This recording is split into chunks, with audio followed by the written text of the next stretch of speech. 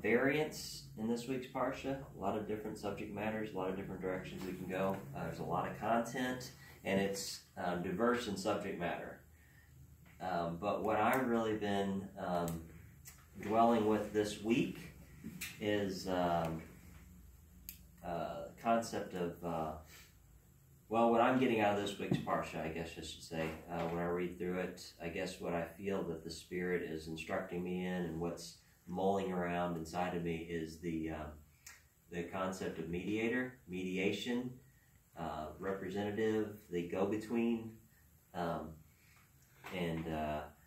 so there's a couple of buzzwords, I guess, that we're going to use today, and we're going to pull out of this week's Parsha, but my intention is to focus on those two things, as we're warming up, but to talk about the mediation,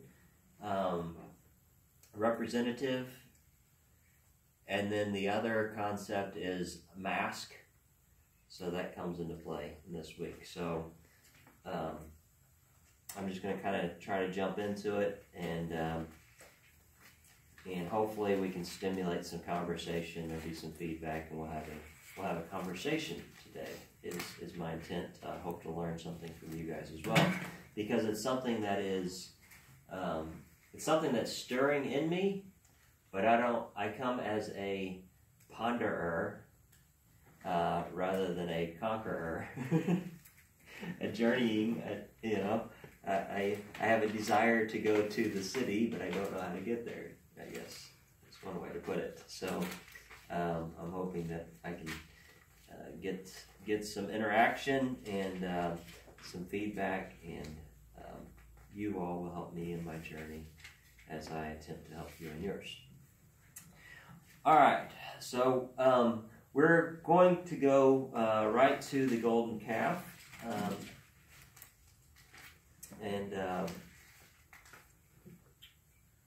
really fighting the temptation of just throwing out a couple talking points and some of these other things, but I tend to do that. I try to put too much in, so I'm just going to stick with this. This is what I really feel has been stirring this week, so I feel it's what the Spirit has for us this week for this congregation. So we're going to go right to Exodus 32.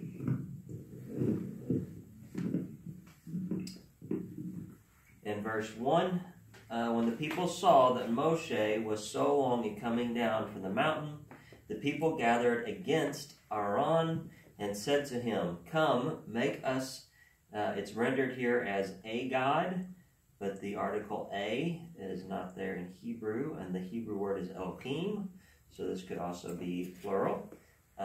Make us gods, or make us a god, who shall go before us, for that man, Moshe, who brought us from the land of Egypt, we do not know what has happened to him. Aaron said to them, "Take off the gold earrings that are on the ears of your wives, your sons, and your daughters, and bring them to me." Okay,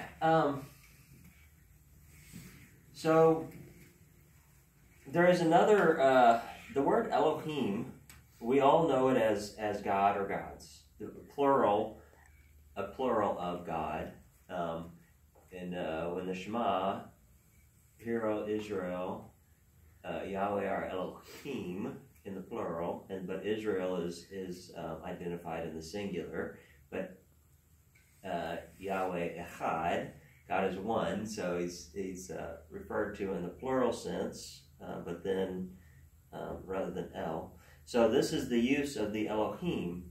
But when you go back and you do some research on the word Elohim and go back and look into the root word of the word Elohim, it's not just divine deity, but there's also in connection within the definition of the word is power or strength. So the concept, or the what I want conveyed today, and I've talked a lot about idolatry, and I'm really trying to wrap my head around exactly how we operate in an idolatrous situation in today's day and age without actually having a statue on a shelf that we bow to that statue, because I think it's far more than the actual graven image. That's the issue. It's not necessarily that you have a graven image and that you worship that. It's actually something deeper than that. It's what's going on in the spirit, what's happening within the human to cause him to be willing to do that, to bow before a statue. What's going on inside the conscience of a man, and can we be in danger of having that happen in our lives without us actually physically getting on our knees before a statue? Can we be guilty of idolatry in our life and in our walk, even though we don't have a statue? And one of the things that sent me down that road of thought is, there's talk about the graven image. You shall have nothing that is in the likeness of heaven above or on the earth below.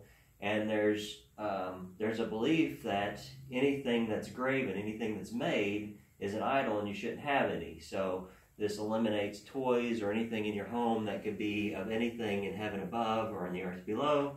There's people that have gone out and literally thrown away like all their children's toys or anything that has any sort of an image of or a likeness of anything in the heavens above or the earth below. However, in the making of the Mishkan, in the tabernacle, what is on top of the Ark of the Covenant? Angels. Angels. And where does Yahweh's presence reside? Between the cherubim. Which the cherubim would be an image of something in heaven above. So the image in and of itself can't be the violation of Torah. There is something that's happening in the spiritual, something that's happening in the heart of the man that engages him in idolatry. And that is often carried out and exercised through an actual carving of an image and a bowing before it. But that is only an outward expression of the inward occurrence, and the inward occurrence is much deeper than that action and that action alone. Okay? And I really take some time to look at exactly what is going on with the golden calf, because in one reading of this scripture, you see that they want to honor God who brought them out of Egypt. And so did they really do anything that awful by putting up this golden calf if they're really worshiping the one true living God? And the concept is to make it about the graven image. And what I'm saying is what was happening in their hearts was much deeper than just the graven image. They weren't truly worshiping God. And then this whole idea of mediator. So if they ascribe, so they say, when the people saw that Moses was so long in coming down from the mountain, the people gathered against Aaron and said to him, Come, make us not necessarily just a god, but make us a mediator of which we can ascribe power. And for this man Moses, who brought us out of the land of Egypt, we do not know what has happened to him. So Moses, and as we go through the Parshas, a lot of times, I don't know how much we've spent talking about it, but a lot of the commentaries and studies that I've done, there's a lot of relation to Israel portraying Moshe as kind of a demigod. They ascribe him as a godlike status over them as a mediator between God and a God in and of himself. In the event of the bush that did not burn, there was the word from Yahweh, I will make you, or you will be as a god to them. And Aharon was to be his prophet. So Aaron was to speak, but it appeared as though Moses was a god, and he was Aaron's god, and Aaron was the prophet of Moses. But yet they acknowledge that Moses is a man here. It's Ish in the Hebrew, right? Mm-hmm. And so there's this whole idea of us having to have something between us and God that I'm really kind of dwelling on. And again, like I said earlier, I am a ponderer, not a conqueror in this concept. So the burning bush event, or the bush that did not burn event, you have Moses. Let's go there real quick. And there, we've got the two concepts. Remember, we have the concept of intermediary and mask. They were going back and forth. So the bush that did not burn, Exodus 3.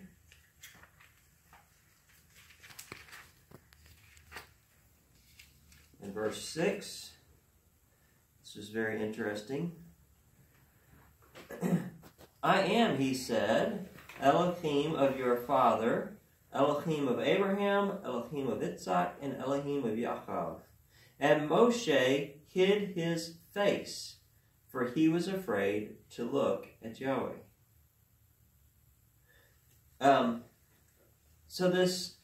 Imagine this. He's standing there, a bush that is not being consumed. It's a flame, but the bush itself isn't contributing to the flame. And out of it comes a voice, remove your sandals, for you're standing on holy ground. And he addresses him and says, I am the God of your fathers. And Moses immediately does what?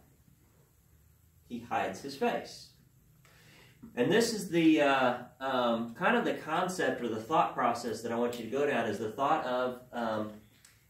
I tend to relate everything, and this is why I need input from you, because I'm going to relate things to my life experience, but I can receive from you and your life experience as well. But in me, my entire life has been involved in business. So I've been in management for a very long time, and in a situation, how often, and it can happen in a family dynamic too, or even in a church dynamic, you have the owner of the company who isn't present every single day, but the manager is there every single day. And an employee can come to a manager and complain about the owner's directions, the owner's decisions, the way the owner does things, and would complain to the manager, knowing full well that there's the possibility that his words could be carried right back to the owner, knowing full well that the owner could walk in and overhear the conversation. But yet that person would not have the chutzpah, that person would not go and look the owner in the eyes and have that conversation with the owner directly. So what gives us the courage to say things that we think and believe in a negative or derogatory tone to a representative of the owner that we wouldn't say directly to the owner? What is it within us that causes us, when a son goes to the father and he's faced with possible consequences for actions, why is it the child looks where? Does he look in his father's eyes? Or does he look down? Why do we hide our face? And I'm suggesting everything that happens in the physical realm is a representation of things that happen within the spiritual realm. The physical is what we see, the spiritual is reality. So there's this whole thing that happens within man where we feel as if we are not facing something, we're hidden from it. It's like we have a mask on. So when you put a mask on, perhaps sometimes you feel a little bit more courage. Have you ever been there? Have you ever done that? Have you ever put on a costume and felt like you were hidden and you were able to exercise more courage because you had this mask on? But yet, you're still you. You still do what you do. Last week, the kids came up and sang. My daughter Sophia, she was uncomfortable standing in front of everybody and singing because everybody was going to see her. And I explained to her, when you're sitting in the chair, everyone sees you. When everyone walks into a room and you're standing here, they see you. But what is it that makes you so much more nervous to stand up here and have people look at you? You can walk into a room of 100 people and everyone in the room can see you. But to get up on the stage and be the focal point, now nerves set in. Does that make sense to everyone?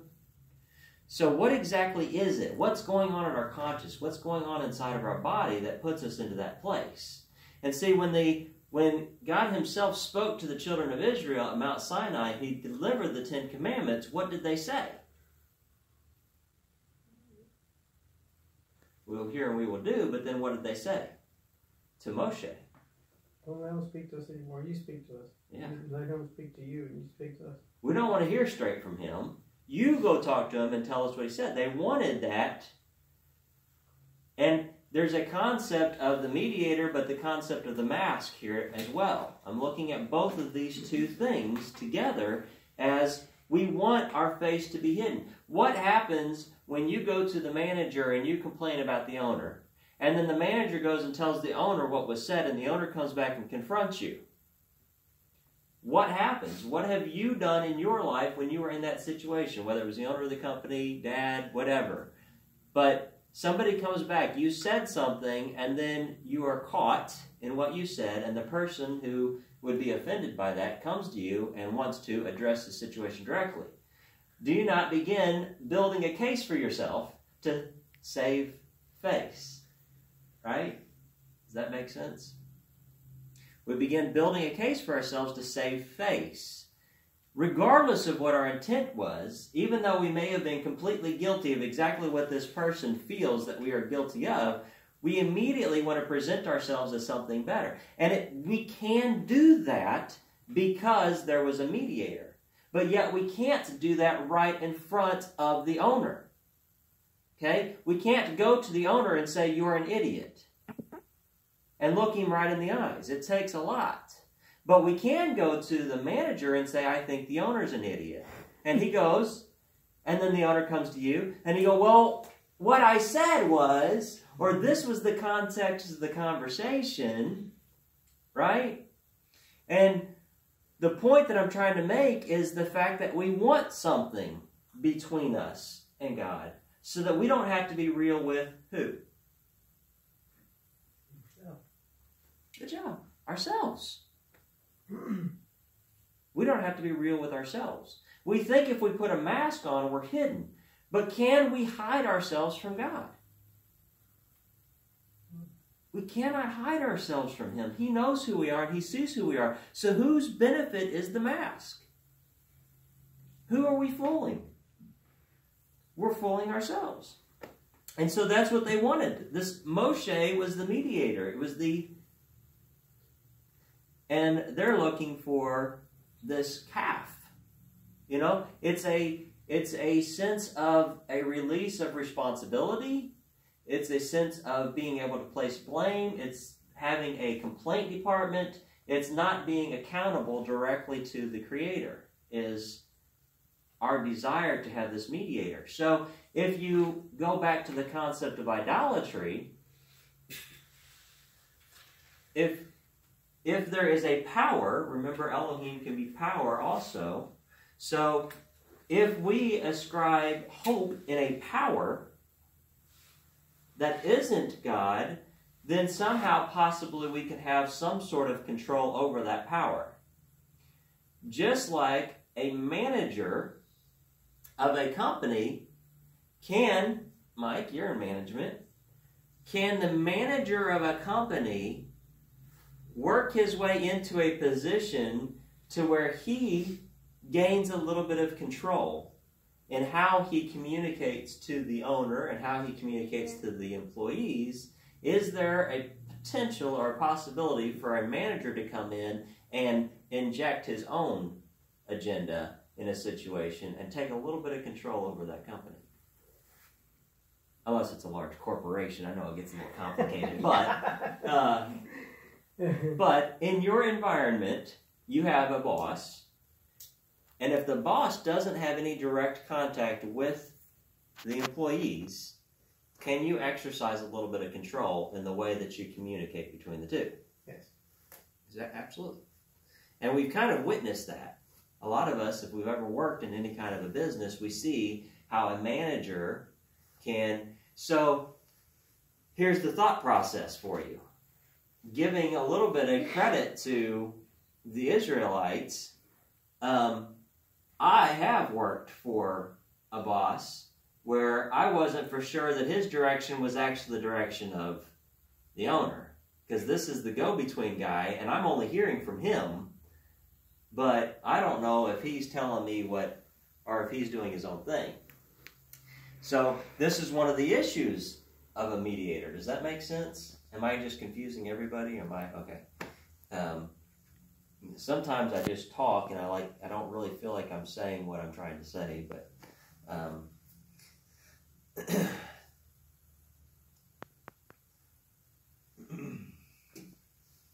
I want to go into a discussion a little bit more because we haven't touched on Yeshua. And whenever you hear mediator, you have to think of Hebrews, right? And you've got to think of Yeshua. So this is really, I want the group conversation to go into bringing in exactly what a mediator means to us and what it means to us today.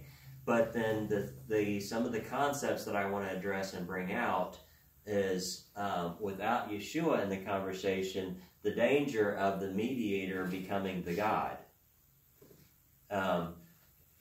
And the danger of somebody who is a mediator of trying to control a situation. So these are a couple of dynamics. Is you work for a manager, and that manager may have his own agenda, and so you have a concern: is this manager really doing what I want to do what the company wants, but I don't know that this manager is giving me the right instructions. So we have a little bit of concern there when you're not getting directions straight from the source, and there is a mediator. Am I getting clear instructions? So it puts us in a place of questioning when we have a mediator.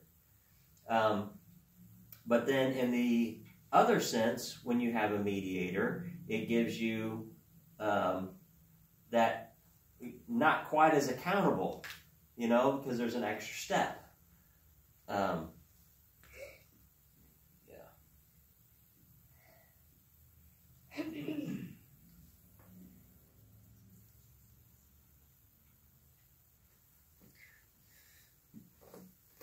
So,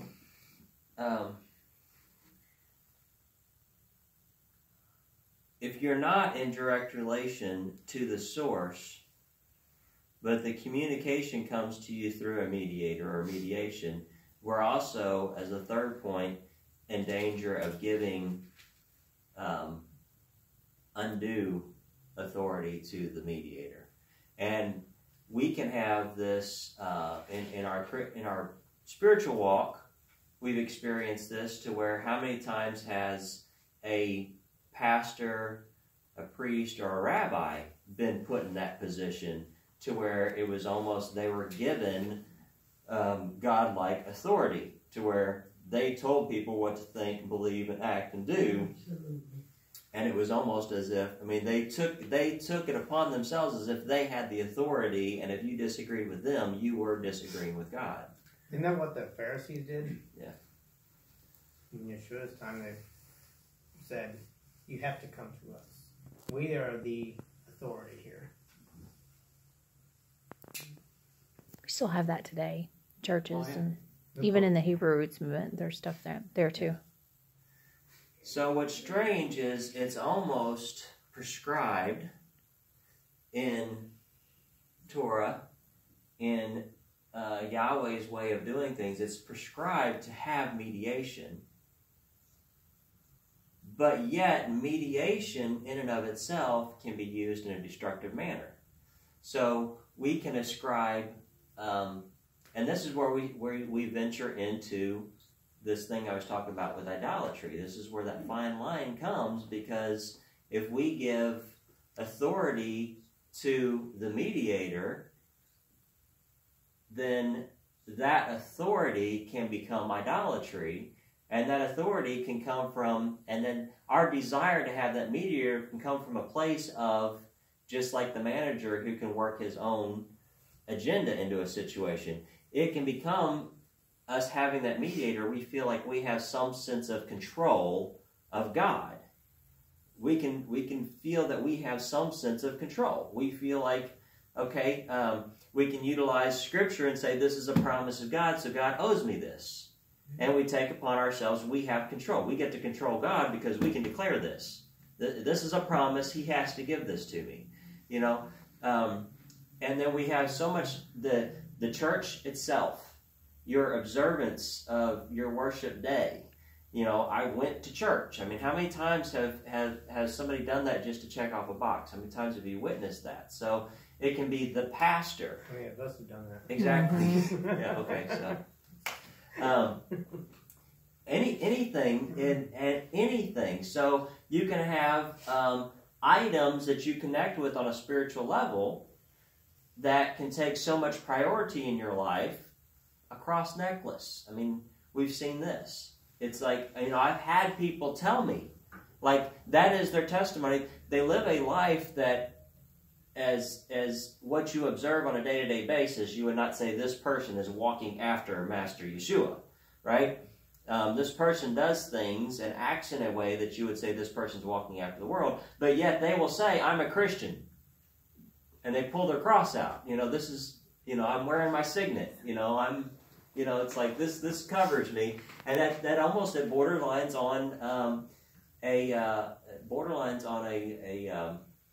witchcraft type of a situation where you think that this has got some kind of magical power or something. So all of these things, it's like, is it wrong to have this? Is it wrong to do this? Is it wrong to, it's like, it's not the act itself. It's not, should we have a menorah in our home? It's not, it is what that represents and how that mediates between you and the Father, right? Even in worship, there's a concern within the Hebrew Roots movement of an emotional style worship service, because there's a concern of the Nicolaitan, what is it, Nicolini? Nicolaitan? Are you talking about Revelation, Nicolaitan? No, that demon that gets in the charismatic. Kundalini. I know what's in, right? So, it's almost like I was talking about, I think it was last week, where I said that everything has a point of truth within it. Everything, the creation of the world was truth. Yahweh existed and He is truth, so everything was birthed from truth. The adversary just turns it a little bit. He just turns it a little bit, tweaks it. And then that's where the distortion comes in. But even the concept, Connor was giving his testimony of the eye. Even the concept of the third eye or the all-seeing eye, at its core, there's truth in there. What's come out of it is distorted and not true. But within it, you can't take the idea of the all-seeing eye and throw it out completely, because within it there is a piece of truth. So you have a certain denomination, say Pentecostalism. Pentecostalism is known for being charismatic. So we say, okay, well, Pentecostalism is of this Kundalini spirit, and that's bad. So now all of a sudden, anything that relates to or looks like you may be practicing Pentecostalism, it's like, whoa. You know what I'm saying? It's like you can get to that place where after, here's the truth spreads to this, you look at this and you say, okay, there's something distorted here. So then you take the whole thing, including this piece of truth, and throw it all out. So now all of a sudden you can't worship with emotion. So now we have to sit here like stones, because if you get caught up in a spirit, you go, and something grips you and you get your emotions involved and you start worshiping Him out of an emotional state, all of a sudden, that looks like Pentecostalism. Danger, warning, But yet, is it wrong for us to worship our Creator in emotion? Is it wrong to worship our emotion? Is it wrong to worship at a point that I feel good about myself? Should the purpose of my worship be for me to feel? Should the purpose of my worship be for me to get something out of it? Should I walk out of here excited and happy and go, we had some church? Is that the purpose of going? Or can we, because our God redeemed us, because our God saved us, because we've been set free from bondage, because we've been set free from the penalty of sin and death, can we not pour out? Can we not jump? Can we not dance? Can we not shout? Can we not hoop and holler? Is that okay? What's happening is the place of the heart. What's going on inside of the person, right? But we get in so much danger of looking at all of these things, saying this end result is a bad thing. So we ball it all, we put it all in one big bag and throw the whole bag out. But in there, we've got to find the truth. Everything that comes out of there, we just search down in it and we separate all the stuff that is distorted and we go back to the truth. And what is the truth of the matter? What is the heart of the matter? It's the heart. Where is your heart? Right? So having a mediator or having a go-between in and of itself is not a wrong thing. Having somebody who receives a message from the Father and stands up front and shares that with you, there's nothing wrong with that concept until you ascribe greatness to the person delivering them. You know, just because something is a representation, it doesn't take the place of. And so I may not necessarily be a sent one, even though I'm filling a role. There is mediation as a concept. The only true mediator is who? Sure. Yeshua. Did Moshe succeed to be the true mediator? Moshe is known as one of the greatest prophets to ever live, right? But yet he was not the mediator. He does not mediate for us today. Or does he? In a sense, with the Torah. And who, I mean, I'd say Moshe is a type of Yeshua. yeah, the prophetic. Yeah. Can we even be in danger of putting Torah before Elohim, before Yahweh? Mm-hmm. Built fence laws. Yeah. I mean, is truth in here? Yes. It's nothing but truth. Why is truth in here? Is it because it's leather? Is it because it has Hebrew writing on it? Why is truth in here? Is it because it's a certain interpretation? Why is truth in here? It's instructions for your life. Yeah. But what makes it true? His character. His His character is in here. He put himself into these words. These words are to reveal him to us in this world. We can find him in here. But is it the book itself? Is it the book itself that becomes holy? Is it the book itself? We can have respect for the book because we have respect for the author of the book. But what we're seeking isn't to conquer and comprehend the book. The book in and of itself isn't all-knowing and all-knowledge. It's the Creator who is all-knowing and all-knowledge. And the book is a way or a path for us to get closer to Him. But He is the source beyond this source. He put it in written form so that we could have a way to get to know Him. Exactly. And He put it in flesh form so we have a way to get to know Him. Yeshua said in of Himself, He said, I am not the Father. The Father is in me, and I am in the Father, but I am not the Father. Do not look to me. Do not hold me as the great God. I am not good like Him. There's only one good, and that is the Father. So Yeshua was pointing us to His Father, to the God. We call Him God, Yeshua, but He is not the God.